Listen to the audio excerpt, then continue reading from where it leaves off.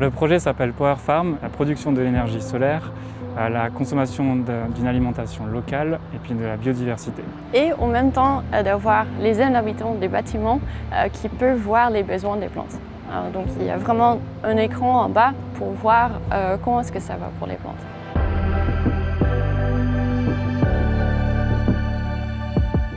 Dans le projet de Power Farm, Légumes Perchés a le but de proposer soit des potagers urbains donc gérés par les habitants d'un immeuble ou d'un quartier, soit des fermes urbaines donc gérées par des agriculteurs urbains.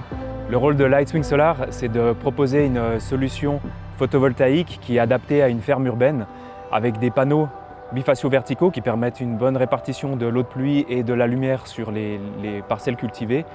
Grâce à ce système de panneaux qui peut balancer dans le vent, on peut utiliser des structures très légères et faiblement lestées, ce qui fait qu'on s'adapte à des toits de bâtiments existants qui ont une faible réserve de charge, ce qui est le cas de quasi tous les bâtiments. Chez Vivent, nous mesurons des signaux électriques dans les plantes pour voir les besoins des plantes. Donc dans ce projet, on peut regarder combien de l'eau est-ce que les plantes ont besoin. On peut diminuer l'utilisation d'eau, mais on peut aussi regarder l'engrais bio, on peut le diminuer. Et on peut aussi voir quand il y a des insectes ou des ravageurs qui vont attaquer les plantes et on peut voir en direct que les plantes réagissent.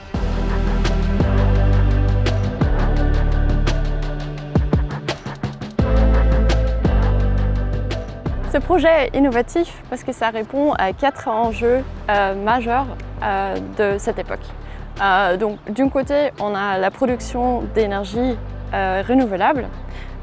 On peut nourrir la population, diminuer l'utilisation de l'eau et aussi pour améliorer la biodiversité. Le soutien du SPI permet globalement de ne pas faire porter le risque de la partie prototype au premier client du projet et plus particulièrement pour la partie photovoltaïque, ça permet de financer la R&D, d'adapter notre montage qui est à la base prévu pour des toitures végétalisées pour des fermes urbaines en surélevant les panneaux. La dimension collaborative, ça nous a permis de comprendre deux mondes totalement différents, trouver les compromis et puis comprendre finalement les contraintes de chacun. On apprend beaucoup et évidemment on fait beaucoup mieux à 3 entreprises que ce qu'on pourrait faire tout seul.